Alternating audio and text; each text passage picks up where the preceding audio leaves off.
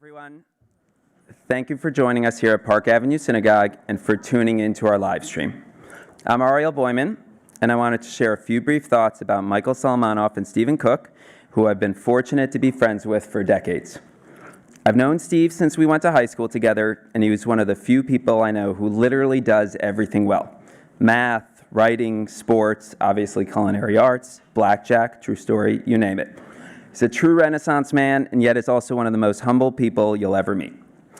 I've gotten to know Mike since he and Steve opened Zahav, where he has been a gracious host to my friends and family, and of course to many others.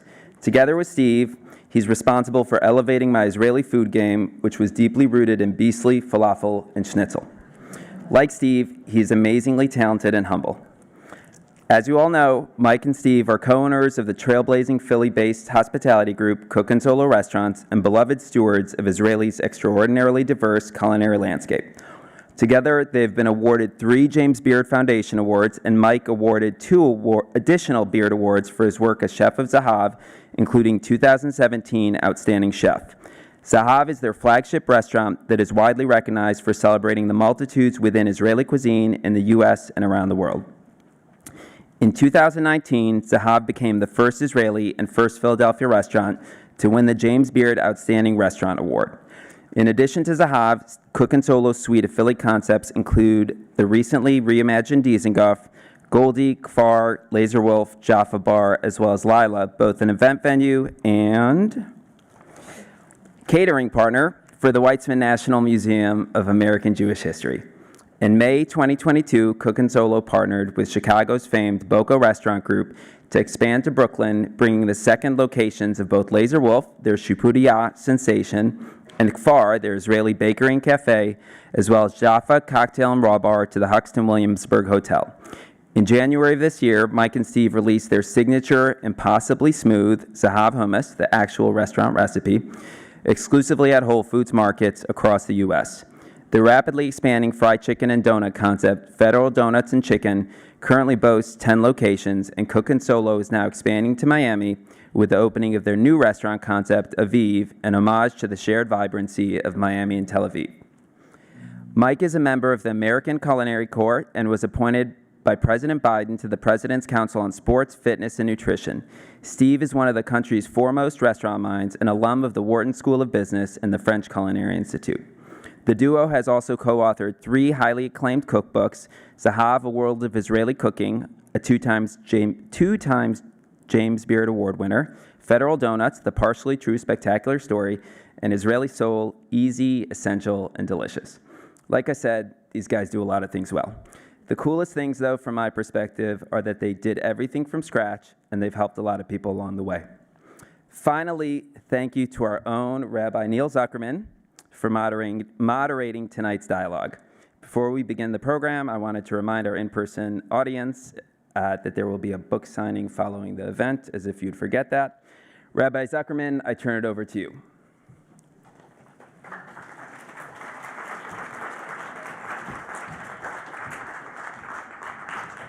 Ariel, thank you for your introduction. Mike and Steve, I want to welcome you both to Park Avenue Synagogue. I'm going to short circuit one question that I know will come up. These guys are not getting you reservations to Zahav tonight. All right, so just don't ask. Get down there and make reservations, okay? We'll be in dialogue. We'll talk for a while. We're happy to open this up to some questions in a little bit. But I'm looking at this beautiful cookbook, which everybody is going to take home. And there's a paragraph in the introduction. It's easy to forget that Zahav was not always the landmark restaurant it is today, but those first 6 months were weighed down by the prospect of a very quick failure. Every restaurant business plan ends with James Beard awards and cookbooks and television appearances and celebrity guests and restaurant empires, but fairy tales rarely come true. That it happened at Zahav is a gift we never take for granted. 16 years since you opened your doors in Philadelphia. Cook and Solo has a number of restaurants throughout Philly, and you heard about an opening in Miami and in Brooklyn. It's an extraordinary story, and I wonder if you could start by telling us that story. Tell us about Zahav. It's a phenomenon, all right? I mean, you cannot get in this place But it's more than that, right? Now it's a whole restaurant group. So tell us the story. Sure. First of all, Mike's cell phone is published on page 323, so if you need reservations, just give him a call. Yeah, I mean, I think when we opened Zahav, it was not a fun time because it seemed like we would close really, really quickly after we opened. But I think looking back now, like that near failure, it sort of is integral to the, I think, founding myth of our company.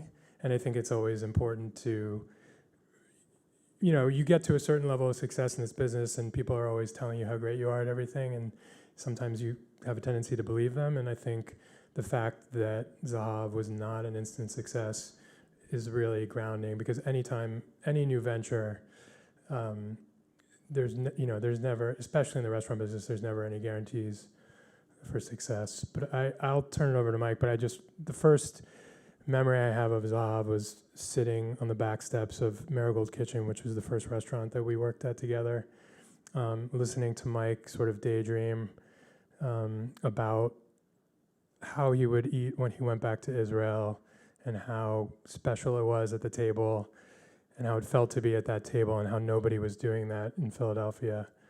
And so we had plenty of time to talk about that because we had no business at Marigold Kitchen. And that was really, Mike's vision was to sort of bring Israel to Philadelphia, which I think he's done. Yeah, well, we've done it. I mean, so I heard about Steve in Philly because he was the other Jewish line cook. And I would go into the kitchen and be like, oh, Solomonov, you know Steve Cook, right? I'm like, right, of course. So it turns out, though, that his wife and I grew up together in Squirrel Hill, Pittsburgh, and my mom was her teacher at a Solomon Schechter school. So Squirrel Hill Jewish geography is really something special. And so we ended up actually living next to each other without knowing each other for like a year. I mean, like next door, which is amazing. And so we had met and we sort of hit it off. And Steve had been, he was the chef and the owner of this restaurant, Marigold Kitchen. And the write-ups and the sort of vibe was his Ashkenazi roots really making its way onto the menu, like chicken liver croquettes with like white asparagus and grapes and these blintzes that were probably stuffed with pork, but it's okay. When Steve hired me to be the chef, I was like, okay, well, he's done Ashkenazi. I'll do a little bit more of the Mizrahi and the Sephardic, right? And so we did like monkfish tails braised with Yemenite soup spice, like hawaj, and I would make my grandmother's borikas dough recipe, but stuff it with like porcinis and foie gras, which she would have hated, and people really sort of took note, and it felt good, but we were doing all this like refined cooking back in that day. If you wanted to become an award-winning chef or even be a cool chef, you had to deconstruct, sous vide everything, gelatin clarification, spoon drags, tweezers. You had to go to San Sebastian and work for a little bit for free. And so we were doing all that then, and then I would go to Israel and visit my family there, and the first meal would be, there's this restaurant in Shchonot HaTikva called Busi, which is just a place you've never really heard of. It's one of many restaurants on this block in this like kind of crummy neighborhood, and every restaurant gets their bread from this like little bakery in the middle of the street. And it's not even a bakery, it's just a stall that has got two taboons. So somebody's making lafa, which is like an Iraqi pita, and the server goes over to you and takes your order, which doesn't resemble taking an order here in the United States. It's like, what do you want? Food? Okay. Lights up a cigarette, walks down the street, and just comes in. It's like Iraqi, it's lafa on the table, and then it's like 20 different salads, and it's just like grilled everything, and not only is it so exciting and stimulating, vegetable forward, charcoal grill, but it really tells the story of Israel with all of her complexities, with all of the conflict, with all the commonality, but thousands of years of history of essentially Jewish food, you know? And so that was, we got to talk about that, obviously, and that was it. We decided to open Zahav and decided to open an Israeli restaurant in Philly after that. So 16 years ago, I mean, now you can walk through the streets of New York and you can find Israeli restaurants. I don't think that was the case 16 years ago. So, Mike, you come back from Israel and have this great idea of bringing Israel into a restaurant. Well, how did that conversation go? Was that, I mean, because it just hadn't been done really up until that point.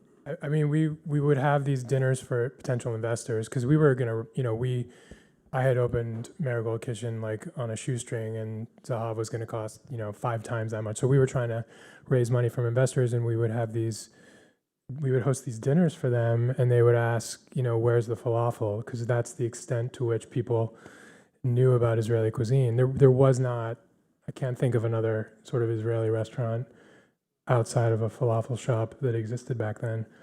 And that was a hard kind of hill to get over. And then right before we opened, when we were sitting with our PR team to talk about what's the marketing strategy for this restaurant, they were like, well, maybe we should just call it a Mediterranean restaurant. And that was, we didn't consider that. We said, no, this is an Israeli restaurant. I think that was an important, I don't look back on it and say it was a decision because I don't think we felt like there was a choice. But I think that was an important decision back then to label it an Israeli restaurant. And I think that was part of what started some movement where now you go to any major city in the country and you find a restaurant that is, something like Zahav. And you mentioned that the restaurant wasn't an instant success. What put it over the top, right? I mean, because at some point it became this thing where you can't get a reservation. People were going to Philly specifically to go to Zahav, and you couldn't get reservations. What moved the needle there for the restaurant, besides the quality of the food, or what? Like having to do restaurant week, I think. Well, it wasn't. It was really more about almost turning the lights off. It was really about almost failing, and all of the sort of ego that I had about what was cool food and what wasn't, and about service and hospitality, and really having to make very, very hard decisions. Having to call my dad in Israel and borrow money to make payroll, having to consider what it would be like to shut the lights off or have to deal with a bank or investors. It was all those things, and really, I think when you're sort of desperate and really trying to fight, your priorities change. And then we had to end up we did restaurant week, which we didn't think we were going to do because we were cool. And, but it was right after, it was in 2008 and the economy fell apart and Phillies won the World Series, which is horrible for restaurants. And it just was not a great time. And, I called my dad and asked him for money. And then we had to do restaurant week. And it was interesting because restaurant week, first of all, it was 2 weeks because of the recession. And then also there's a 5-course format that you have to kind of do. And that helped us actually structure the menu. Nobody understood what we were doing. We didn't know how to tell the story of what we were doing, and we didn't really consider the sort of dialogue that we were kind of responsible for. So we had salads, hummus, lafa, pick meze, pick skewers or things cooked a la esh, pick dessert, and people understood. And it worked really well. And the first week of restaurant week, I think our break even was like $40,000 or something. And the first week of restaurant week, we made $50,000. And then that weekend, our hot water heater went out. and it cost $12,000 to repair. But also, it was in the middle of winter, and we could not shut down. We had to just keep going, so we were boiling pots of water. Don't tell anybody that we did that, because it's, yeah. So it was a really rough. It was really, really rough, and we really had to prioritize and really listen to our guests and understand that, like, you know, I think that we make really good shakshuka. Copy pasting shakshuka recipe from Dr. Shakshuka in Yafo and bringing it to Philly in February when it's like 12 degrees outside, it doesn't matter how good our shakshuka is, it doesn't translate. The context is not appropriate. And so we live in Pennsylvania. The climate is very different. Our access, especially at that time, to certain spices was different than what you get in Israel, and that our job, our role, is to be a conduit between the 100 different gastronomies that make up Israel and the West. And we have to do it in eastern Pennsylvania, where you don't get tomatoes like 9 months out of the year. So we have to use different ingredients, we have to use spices, we have to use techniques to sort of imply Israeli cuisine. And what was nice was that because we were so far away, like at that time, if you were to walk in Israel 20 years ago and ask an Israeli where the best Israeli restaurant is, what was the answer? Schnitzel, Bisley, maybe. But there was Libyan, there's Moroccan, there's Bulgarian, there's Palestinian, there's all these different things, but the mix of it wasn't really happening. And so to be in Pennsylvania and to look and say, well, we like schrug, we like smoked fish, we like Tunisian olives, and we're going to put those together, it was like actually liberating for us to be able to do, and that's what. And you're telling the story of modern Israel through food, because if you were telling that story 40 years ago, 50 years ago, it would have been an Ashkenazi story for the most part, right? Or I don't actually know if it would have been an Ashkenazi story, because I think that like Ashkenazi food and culture was kind of like subdued a little bit in Israel. The problem is that at that time and up until pretty recently, if you wanted to be a chef in Israel, you went to Italy or France or Japan or maybe the US, and then you came back and opened an Italian restaurant in Tel Aviv. But you did that with one Iraqi grandparent, one Yemeni grandparent, one Polish grandparent, and then one, Moroccan grandparent. And your Shabbat lunch is way more cool, way better than going to like Rome and making fried artichokes, which are fantastic. Mike, give me one sentence on why the Phillies winning the World Series is bad for restaurants. Well, restaurants without televisions. I got it. Okay. All right. Yeah, Not during the World the Series. playoff run was got it. a Okay. rough few weeks. Yeah. All right. Steve, you said earlier that up until recent times, Zahav and some other restaurants, Israeli cuisine was viewed as things like falafel and hummus. Talk about whether or not, in your collective opinions, that you've seen the perception of Israeli cuisine change over the years, and what role do you think Zahav and Cook and Solo have in sort of that evolution? It's kind of a softball question for Steve. Well, I think just to go back to Mike's answer before, when we opened Zahav, we were Israeli food was our life, and we took for granted that people would understand what we were trying to do, when in fact nobody knew what Israeli food was beyond falafel, which isn't really Israeli to begin with. So telling the story, figuring out how to craft the story, which Mike is really gifted at doing, I just gave a little bit of sort of a picture of what makes up Israeli food. Figuring out how to tell that story, that was what made Zahav a success. Ultimately, was figuring out how to communicate to the guest. No, this is what whatever your expectations are. No, this is what it really is. And I think, kind of connecting it back to the book, like in the book, we spend a lot of time on essential pantry ingredients that might seem, exotic or unusual to some people. And I think it's easy for us to take for granted these ingredients, these flavors that we've been working with for the last 20 years. But we felt that it was important to put them front and center in the book so that people could get comfortable with them. Because at the end of the day, everybody knows what a roast chicken is. To do a roast chicken with amba is not a huge leap. But people don't, if you don't know what amba is, it might seem a little bit frightening. So I think the last 16 years have been continuous, dialogue trying to figure out how to craft that story. And I think I'd like to think Zahav had something to do with what we see today in America and people's embrace of Israeli food.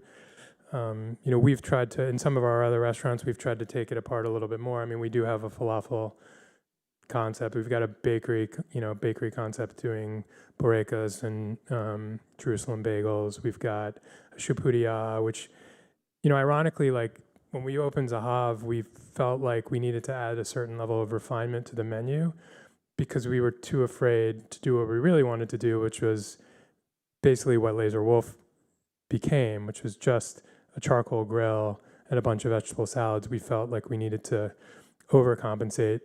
And as we've gotten more confident in what we're doing, we're able to do something like Laser Wolf, which is a pretty naked concept. It's just charcoal and fire and meat on sticks. Yeah, we don't let our servers smoke cigarettes at the table, though. That's the big difference. Is there a takeout booth like when I see in Israel, like down by the Shuk, or like a takeout window, or no?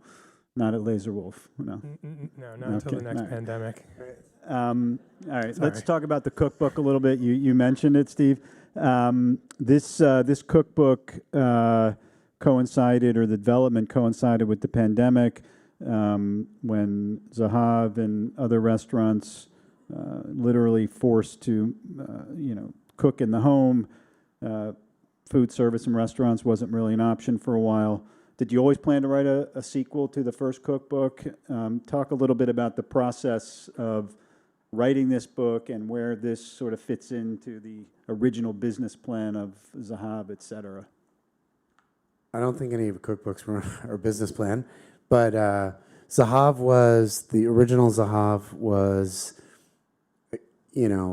taking the food of Israel and showcasing it in this restaurant in Philly. Israeli Soul was a way for us to convince our publisher to send us to Israel and take a trip, which was fantastic. It's more of like a travelogue. Zahav Home was sort of accidental. I mean, it was almost a way to be like, to treat food. Post-pandemic, during the pandemic, let me go back a little bit.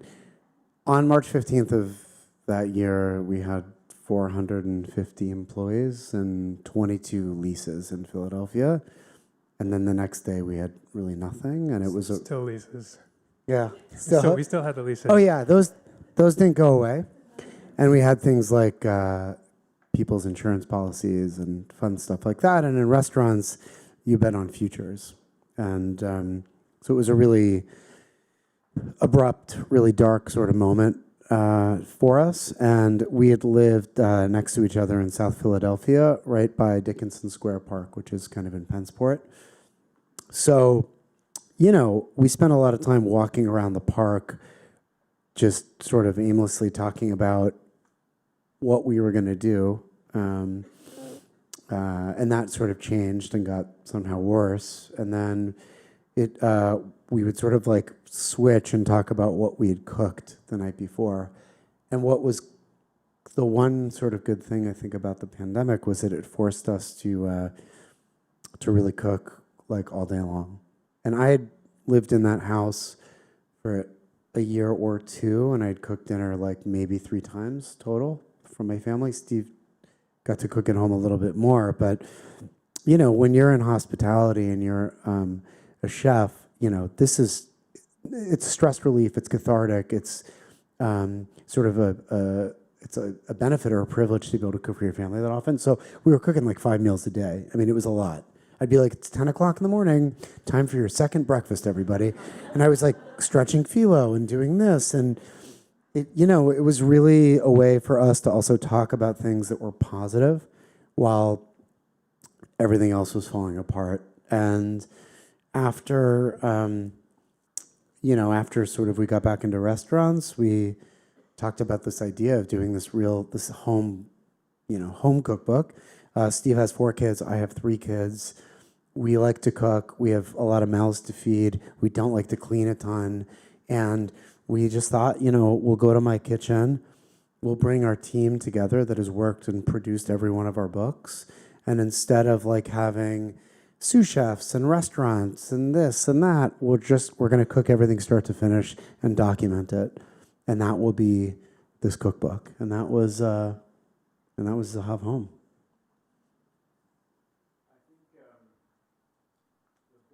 Like your restaurants, and you talked about bringing Israel to America, telling a story. It feels like it's rooted in a strong sense of tradition. And reading the 2 cookbooks, I feel like there's a memoir element to the books and to the cooking.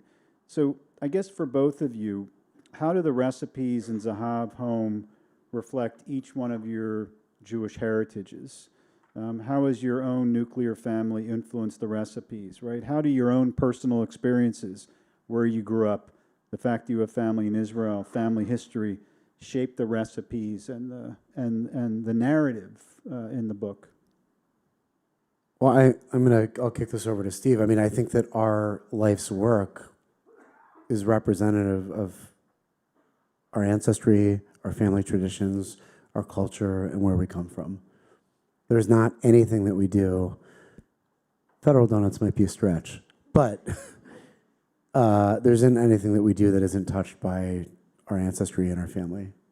And there's just not. So we can speak to specific recipes, but Yeah, I mean, I think this book actually reflects what we cook for our families at home. I mean, I cook out of this book all the time. I think Mike alluded to Federal Donuts not necessarily fitting in with the theme of the rest of our restaurants. I mean, I think what we figured out in the restaurant business over the last 16 years is, as competitive a business it is, you need to have a point of view. Like the 2 restaurants that Mike and I opened together that are no longer open are a Mexican restaurant and a barbecue restaurant. And I don't think that that's a coincidence. I think that when you're cooking something, when you're cooking food that you're passionate about, that translates to the food, that translates to the guest. So I think, as Mike said, I think everything that we do is personal. And I think, I always, when I'm thinking of a dish, I'm always thinking about a memory from childhood. I'm thinking about, being at the Shabbat table with my mom's, Lipton's onion soup mixed brisket and her homemade challah and a bottle of like Plotchman's mustard from the fridge. And I'm thinking about that sandwich. It always, for me, starts from a memory of something that I, tasted as a kid, or something that my mom made. So I want to stay on this for a second, because a book that I often recommend is a book called Miriam's Kitchen. It's a story of a woman named Elizabeth Ehrlich, who was ambivalent about her own Jewish identity and Jewish practice, and her future mother-in-law or grandmother-in-law was a survivor who sort of used the kitchen as a venue to pass down traditions. And I mean, clearly for both of you, you see food as a vehicle for passing down traditions. I mean, Steve, you just referenced it in your own experiences.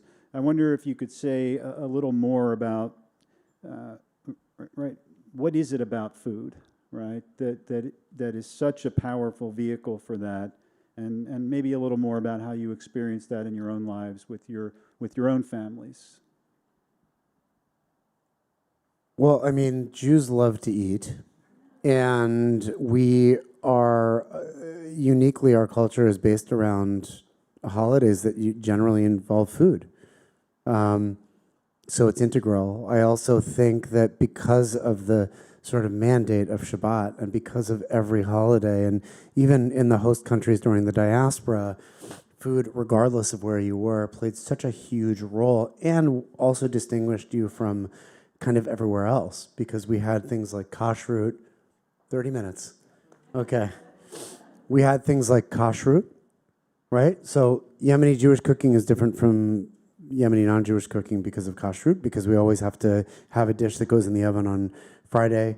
oven doesn't get messed with. Next morning, something's got to be ready. It's got to be good, and you have to have like food for after shul, right? So every single host country has that, and it's a fascinating story.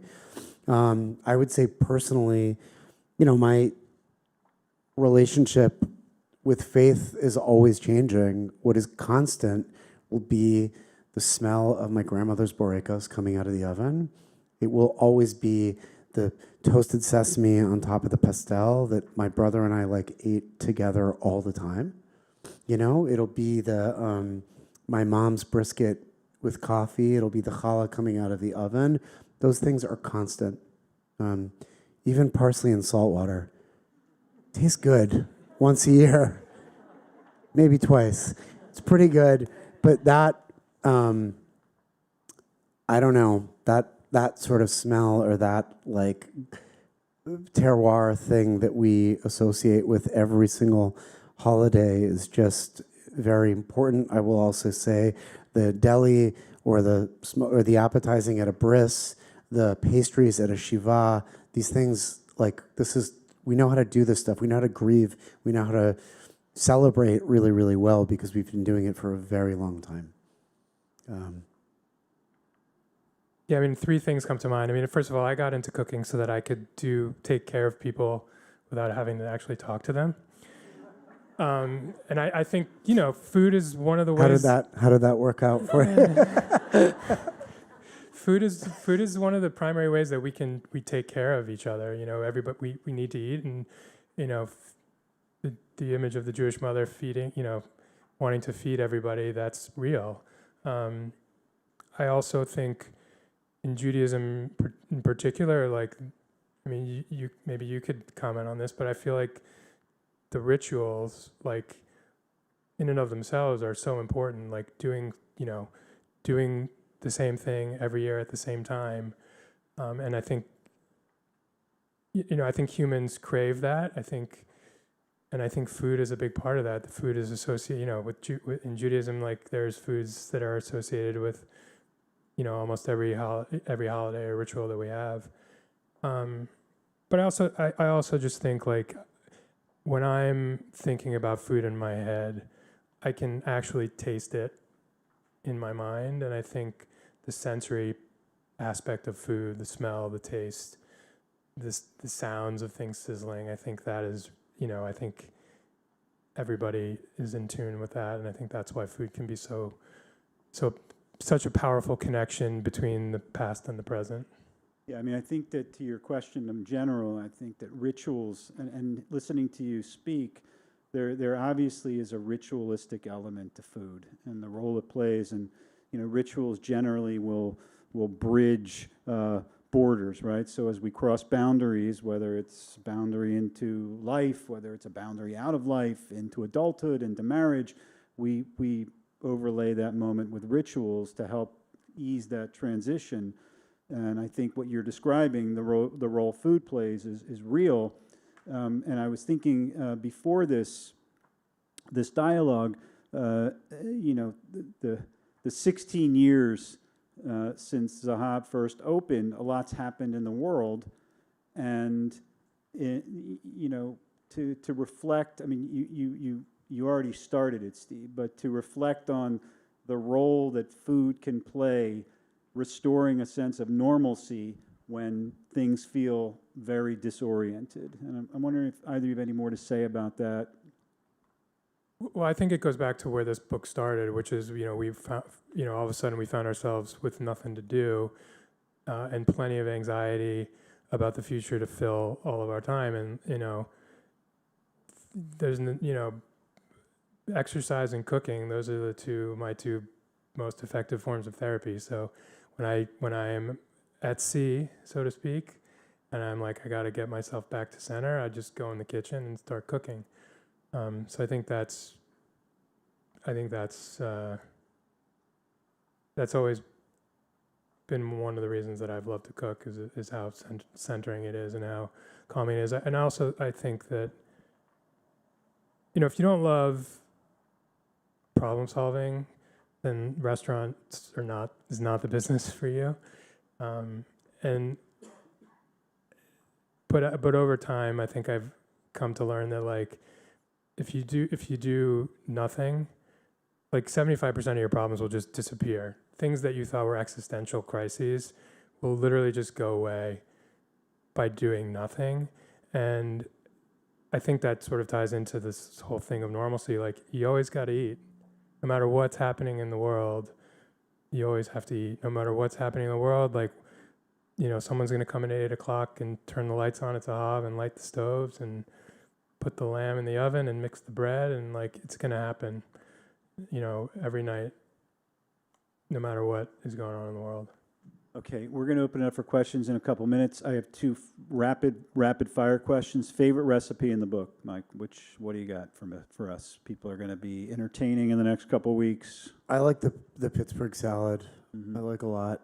In Pittsburgh, when you say salad, it usually comes with French fries and cheese. Real highbrow stuff over there in Pittsburgh. Huh?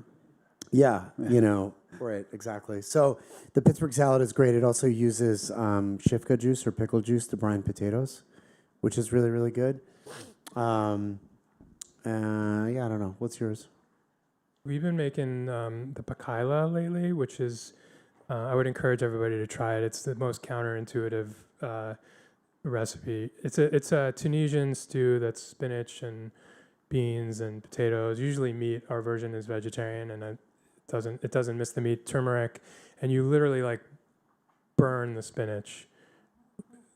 You know, my wife was like, "Is it done yet?" I'm like, "No, you have to keep burning it." And then you cook it for a long time, and it mellows out, and the spinach becomes silky, and it's just this like, it's actually a great vegetarian, soul-warming meal. Vegan, actually. Vegan. I think it's traditional for Rosh Hashanah. Yeah, I mean, I feel like you always have it with couscous on Fridays or Saturdays or whatever, too. Yeah.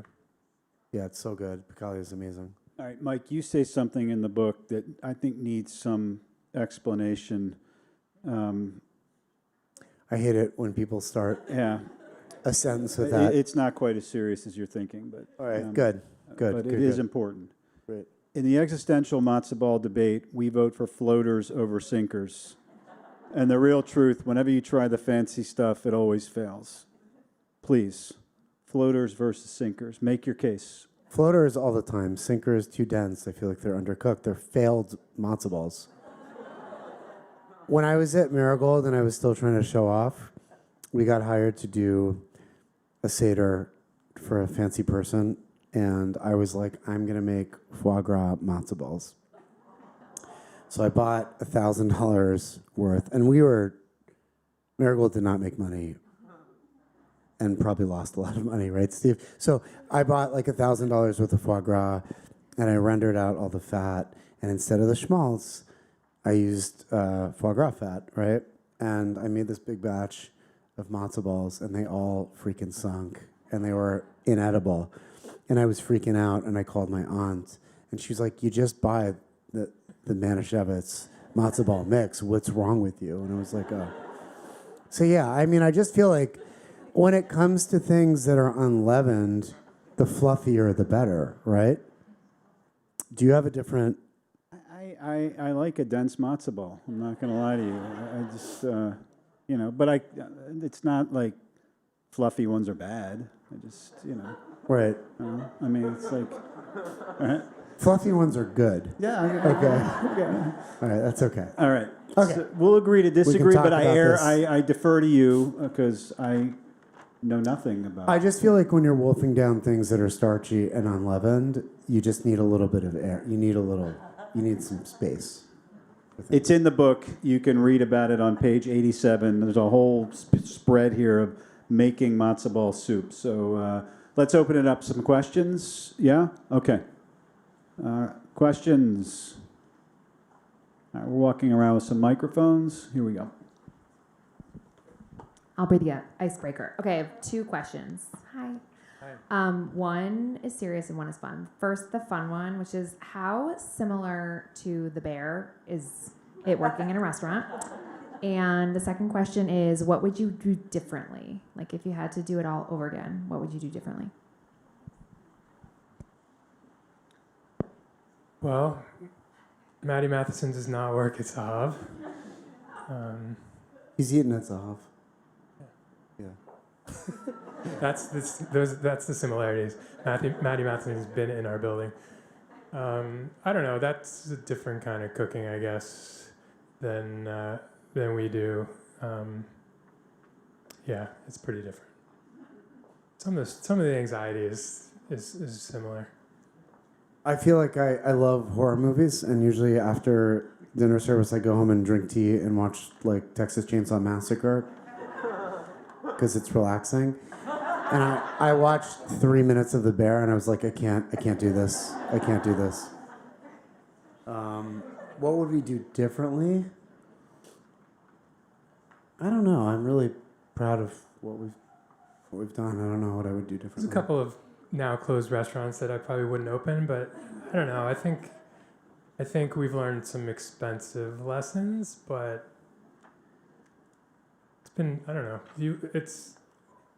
I think we both love to learn. We like Mike says this a lot. Like if you're not getting better as a restaurant, you're actually getting worse, because Zahav's 16 years old. It's not the new kid on the block. It's not the cool new toy anymore. There's more beautiful restaurants opening around us all the time. So if you're not constantly trying to get better, you're actually like losing ground. So I think some of those mistakes are actually have turned themselves into valuable lessons.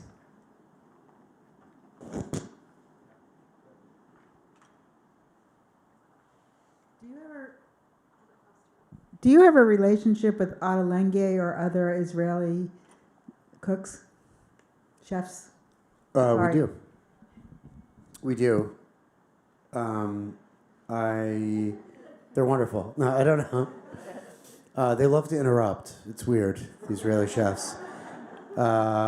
We have friends that we're really close with. Ottolenghi is cool. We don't text often, but he's very, very nice.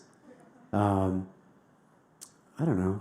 There's a lot of Israeli chefs now, and it's pretty incredible. As Steve was saying, when we first opened Zahav, there were even the Israeli chefs had restaurants that were like Mediterranean or Mediterranean Middle Eastern and all that. So it's nice to just kind of call it what it is. It's also very flattering when like non-Israelis and even non-Jews open Israeli restaurants in the United States and say, we're going to open an Israeli restaurant. We're going to name it Shug. And I'm like, it's called Schug. It's pronounced Schug, but that's... So it's very, very cool. Hi. What do you recommend? What would you recommend to a young person starting in the restaurant business? Steve? I think go and work in a restaurant. I remember I went to culinary school, and cooking was my second career, so I felt like I needed a jump start. But from where I'm sitting now, I think what most people probably don't realize is if you could walk in the back door of like any restaurant. I'm speaking about the kitchen. I'm not sure if that's what you're asking about. On the culinary side, you can walk into any restaurant, and if you show up on time and work hard, there's a job for you. And the thing that I love the most about the restaurant business is that, there's no prerequisites for advancing as high as you want to go. Our general manager forever at Zahav was a busboy when we opened 16 years ago. So there's, for somebody who's like hardworking, passionate, shows up on time, is nice to work with. There's tons of opportunities. So to answer your question, I would say just get a job in a restaurant. You'll find out pretty quickly whether it's for you or not. And if it's not for you, then you won't have spent like $30,000 on culinary school. But there's no substitute for working the floor in a restaurant or working in the kitchen. Even if you want to we have people that come to us and say like, I want to do what you do. I want to sit in an office and run restaurants, but you cannot do that without sort of having gone through it. So that's my advice. You mentioned earlier the idea of always trying to be better and growing, and what does R&D look like for you guys, or where do you come up with new ideas?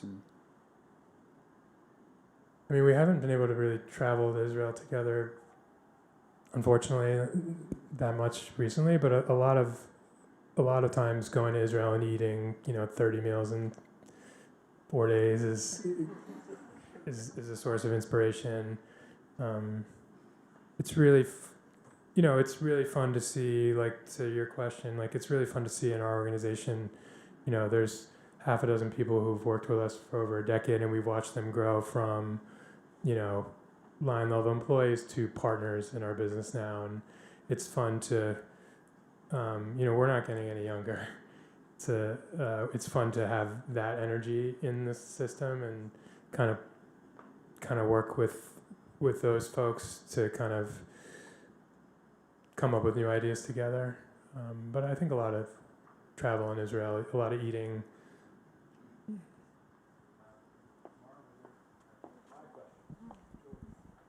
Hi, you had mentioned how Restaurant Week in Philly helped you shape the format of Zahav. I guess I'm curious specifically with like the pomegranate lamb shoulder, if there's a story behind that specifically.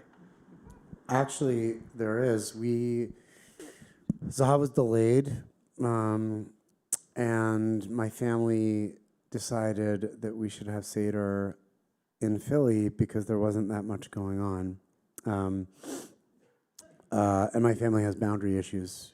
So they all came, and I was like, I don't have room, so we'll have Seder at the restaurant while it's under construction. And we'd been talking about this sort of dish, this big thing that you could put down that everyone could eat. And my brother-in-law is Persian, and so he makes like incredible tariq.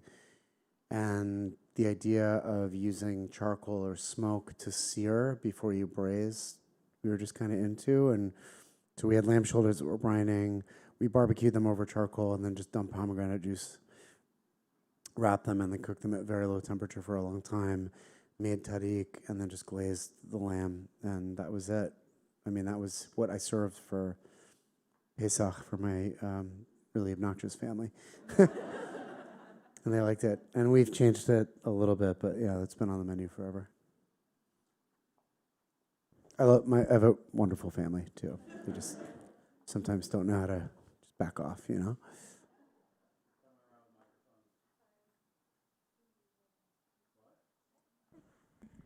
What was the impetus for Federal Donuts? I'm sorry, I didn't hear. What was the impetus for Federal Donuts? So we had a Mexican restaurant that we no longer have that was right next door to a coffee shop, and we became friendly with the owners. And they came to us one day and said, "We found this old, greasy cheesesteak shop in South Philly that went out of business. We want to turn it into another coffee shop, but we want to have food, and we want to do donuts." So we quickly Googled like, how do you make donuts? And we teamed up with them, and there's like one of our favorite restaurants in North Philly is a Korean fried chicken place, and we would eat there a lot, and we would have meetings while we were planning this business with our partners, and we were kind of like, well, what time are we going to close, or what are we going to do? What are we going to do after people don't want donuts anymore? And so we decided to do fried chicken.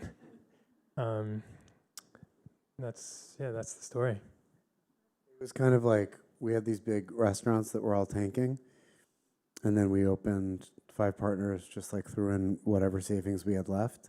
It was kind of like a Hail Mary situation. And then on the day 2 of Federal Donuts, we were like, wow, this actually might have been a very good idea. So now we have a lot of them. A constant feeling I have being Jewish is being different, really, even just from other Jews, not being religious enough, being more religious than other people. Were you worried when opening Zahav how other people would deem it as being too Jewish, too Israeli, or not kosher, not for me, Those are great questions. So we decided we wanted to be kosher style because we felt like, this is just like a silly example, but kind of real. If you'd like roast lamb, what would be the sauce? And if you're doing Middle Eastern, or you're doing the sort of like Levantine or Greater Syrian, or if you're doing like Ottoman or Balkan, you're doing it with like yogurt. And so to us, Israeli food was like lamb, char grill, za'atar, trina, right? And that was like it. And so that was kind of the way that we built parameters around what Israeli food was. People get really upset that we don't make kosher food. Nobody's asked that yet, which is shocking because normally that comes right after how do we get a reservation into Zahav, or how do we get Taylor Swift tickets, you know? Yeah, so we, but what I feel like, I know that we're doing the right thing because oftentimes when I'm at the bread station, an Israeli will come over and say, these aren't how my mom makes carrots. These are not real Moroccan carrots. And I was like, okay, we're doing this. This is real right now. And then the guest will bring over the mom to show me how to make the carrots. And I was like, this is true to us, to our people, you know? And so I feel like that, yeah, I don't know. I mean, I think everybody to ask, you know, whether you're Jewish enough, whether you're Israeli enough, whether you're saying the right thing on social media, whether you're standing up for the right stuff, whether you're not standing up for the right stuff, it's none of it, there's no truth to any of it. You're always trying to find what is right for you, what is your relationship to your community, to your culture, to your ancestry, and there's no answer to it. There's progress, not perfection. We have a hechsher for Goldie, which is a vegan restaurant. It is not glatt. It's acceptable to a lot of people. We have a lot of people that are sometimes very observant that will come into Zahav and they'll say, can you put the laffa on tinfoil? And can we eat it in the back of the restaurant so nobody sees us from the community? And that makes me really proud, you know, so. But it must also, look, the fact that Zahav has the success that it does is it's not just Jews eating at Zahav, clearly, right? So Right. it's been right, you're appealing to a far wider audience than just the Jewish community of Philadelphia. We wanted to open a restaurant that helped explain and helped advocate for a country that continues to be very misunderstood. And that was the reason that, besides the fact that it was cool, besides the fact that nobody knew what Israeli food was and people were, you know, either scared or didn't know how to articulate it, it was something that we wanted to celebrate. And the fact that people can come in and have a good experience in our restaurant, regardless of what is happening, in spite of what's happening in the world, is the best thing that we could do with our time. You know? You think that goal has been successful, of sort of, you know, to the degree that you can explain Israel to people who may or may not know much about Israel? Well, I mean, And I'm not talking about the political climate. I'm just talking about Israeli society, or it's kind of hard to avoid the political climate. I mean, it's funny. We were like, we wanted to call Zahav an Israeli restaurant earlier. I mean, it would still be very challenging if we were starting out in the restaurant industry, given everything happening, and we were going to open a new restaurant that was Israeli. We would have to think twice 16 years later. So I think it's unavoidable.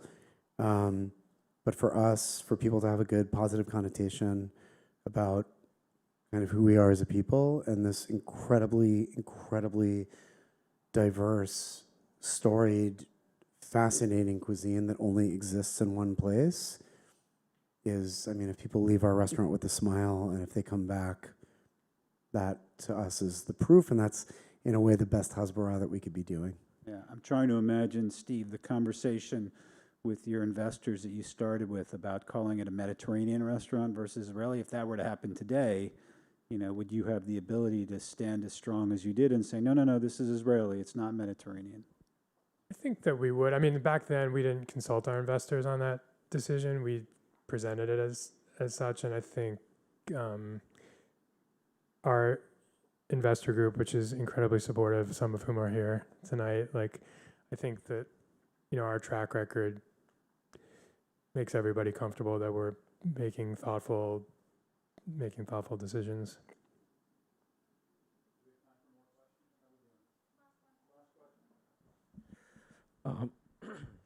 What's the difference that you guys think between restaurateurs or chefs who make it from other cities into New York and who don't? And why do you think you guys have done well doing that?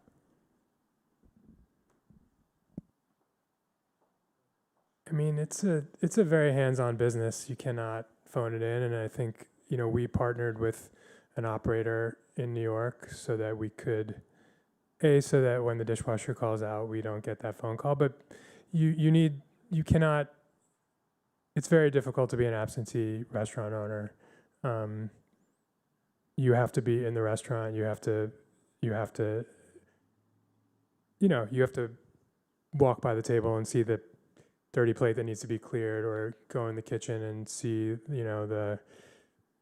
taste the food that needs like a little bit of adjustment before service. It's just very difficult to do it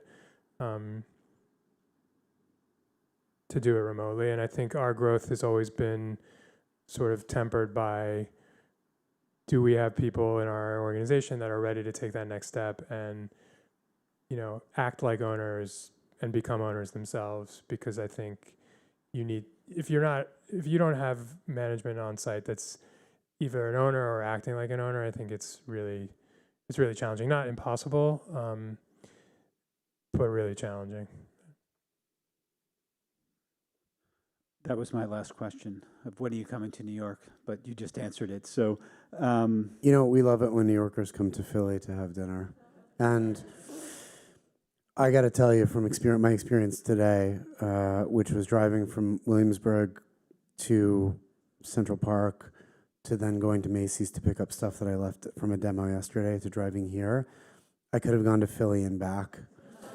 Could have gone to Philly and back and had a meal at Zahav, and it would have been the same amount of time. So, and all I ate was half of a salad and peanuts this morning.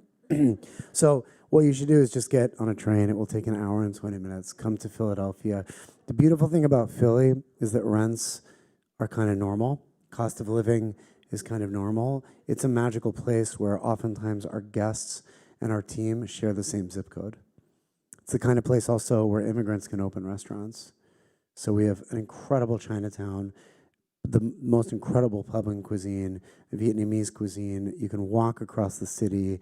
You can go into restaurants and actually have servers smile at you, which you should check that out. We have amazing service, so come to Philly and come visit, all right?